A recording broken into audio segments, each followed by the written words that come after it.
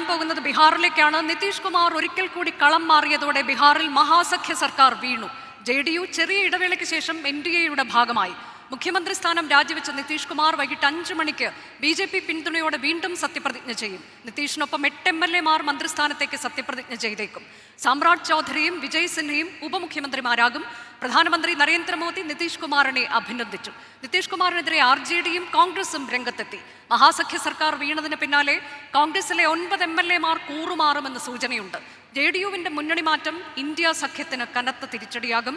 പട്നയിൽ നിന്ന് ബൽറാം നെടുങ്ങാടിയും ഡൽഹിയിൽ നിന്ന് R അച്യുതനും വിശദാംശങ്ങളുമായി. ആദ്യം ബൽറാം നെടുങ്ങാടിയിലേക്ക്. ബൽറാം, കഴിഞ്ഞ ദിവസങ്ങളിലെല്ലാം ഉണ്ടായ ചില നീക്കങ്ങൾ, അതിൻ്റെ പരിണിത ഫലം എന്നവണ്ണം ഇന്നിപ്പോൾ വൈകിട്ട് സത്യപ്രതിജ്ഞ ഉണ്ടാവുകയാണ്. എത്ര മണിക്ക് സത്യപ്രതിജ്ഞ എന്നതിപ്പോൾ കൃത്യമായി നമുക്ക് സ്ഥിരീകരിച്ച് എങ്ങനെ നൽകാൻ കഴിയും? ആരൊക്കെ നിതീഷ് കുമാറിനൊപ്പം സത്യപ്രതിജ്ഞ ചെയ്യും? അനുജ, ഇന്ന് വൈകിട്ട് 5 മണിക്ക് രാജ്ഭവനിൽ വെച്ച് സത്യപ്രതിജ്ഞ ചടങ്ങ് നടക്കും. അക്കാര്യം സ്ഥിരീകരണം ആയിരിക്കുന്നു. ഇന്നലെ വൈകിട്ടോട് തന്നെ രാജ്ഭവനിൽ ഇതുമായി ബന്ധപ്പെട്ടുള്ള ആശയവിനിമയം നടത്തിയിരുന്നു. ഇന്ന് ഞായറാഴ്ചയാണെങ്കിൽ പോലും ഓഫീസ് തുറന്നിരിക്കണമെന്നും ഒരു ചടങ്ങ് നടക്കുന്നുണ്ട്, ഔദ്യോഗിക ചടങ്ങ് നടക്കുന്നുണ്ട്, അതിനായുള്ള എല്ലാ തയ്യാറെടുപ്പുകളും ഉണ്ടാകണം എന്നുമുള്ള നിർദ്ദേശം രാജ്ഭവനിൽ ലഭിച്ചിരുന്നു. ഇതനുസരിച്ച് തന്നെയാണ് തയ്യാറെടുപ്പുകൾ നടത്തിയിരിക്കുന്നത്. ഇപ്പോൾ മുഖ്യമന്ത്രി നിതീഷ് കുമാറിന്റെ വസതിയിൽ BJP നേതാക്കൾ സാമ്രാട്ട് ചൗധരി, വിജയ് സിൻഹ അടക്കമുള്ള നേതാക്കൾക്ക് ഇപ്പോൾ വിരുന്ന് നൽകി. ഉച്ച വിരുന്ന്. ഞാനിപ്പോൾ നിൽക്കുന്നത് മുഖ്യമന്ത്രി നിതീഷ് കുമാറിന്റെ വസതിയുടെ പിൻവശത്തെ ഗേറ്റിന് സമീപമാണ്. അതേസമയം തന്നെ ഇതിന് നേരെ എതിർഭാഗത്തായാണ് മുൻ ഉപമുഖ്യമന്ത്രി തേജസ് യാദവിന്റെ വസതി എന്നുള്ളത്. ഈ തേജസ് യാദവിന്റെ വസതിക്ക് മുന്നിൽ പ്രവർത്തകർ, നേതാക്കൾ ഒട്ടേറെ പേർ എത്തിയിട്ടുണ്ട്. അവസാന നിമിഷം വരെ ഇതിന് തടയിടാനുള്ള നീക്കങ്ങൾ RJDയുടെ ഭാഗത്തു നിന്നും ഉണ്ടായിരുന്നു.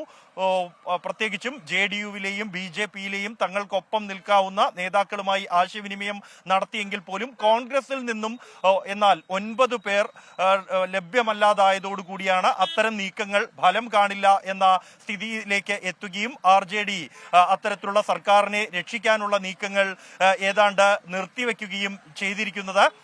ഇന്ന് 5 മണിക്ക് സത്യപ്രതിജ്ഞ ചെയ്യുന്നത് 9 മന്ത്രിമാരാകും എന്നാണ് എന്നുള്ളത് നമുക്ക് സ്ഥിരീകരിക്കാമോ? 9 MLA-മാരുമായി ബന്ധപ്പെടാൻ കഴിയുന്നില്ല എന്ന വിവരം പുറത്തു വന്നിരുന്നു. ഏറ്റവും ഒടുവിലത്തെ വിവരം ഇതുമായി ബന്ധപ്പെട്ട് എന്താണ്?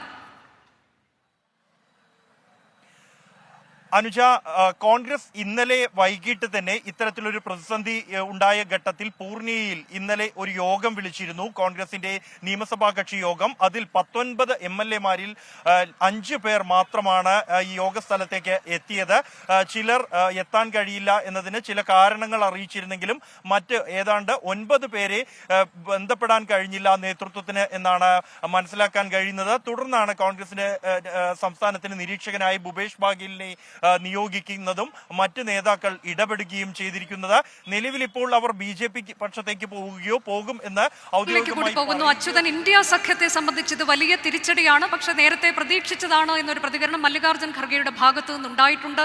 നിതീഷ് കുമാറും ചില വിമർശനങ്ങൾ ഉന്നയിച്ചിട്ടുണ്ട്. ഇന്ത്യ സഖ്യത്തിന്റെ മെല്ലെപ്പോക്ക്, അതിന് കോൺഗ്രസിന് ഉൾപ്പെടെ വിമർശനമുണ്ട്. ഇനിയിപ്പോൾ ഇന്ത്യ സഖ്യത്തിന്റെ അടുത്ത നീക്കങ്ങൾ എന്താണ്?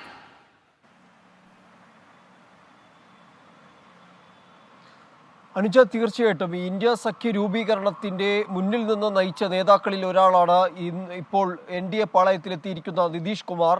ഒരു പ്രചാരകനായിട്ടാണ്, അതായത് BJPക്കെതിരെ ഒരു സഖ്യ രൂപീകരണം വേണം. ആ 2024 ലോക്സഭാ തെരഞ്ഞെടുപ്പിൽ പ്രതിപക്ഷ പാർട്ടികളെ ഒന്നടങ്കം ഒറ്റക്കെട്ടായി രൂപപ്പെടുത്തുവാൻ വേണ്ടി നിതീഷ് കുമാർ എല്ലാ പാർട്ടികളുടെ അധ്യക്ഷന്മാരുമായി നേരിൽ കണ്ട ഒരു വ്യക്തിയാണ്. ആ നിതീഷ് കുമാറാണ് ഇന്ന് ആകെ മേഘാലയ രാഷ്ട്രീയ സാഹചര്യത്തെ മാറ്റിമറിച്ചുകൊണ്ട് NDA പാളയത്തിലേക്ക് കടന്നിരിക്കുന്നത്.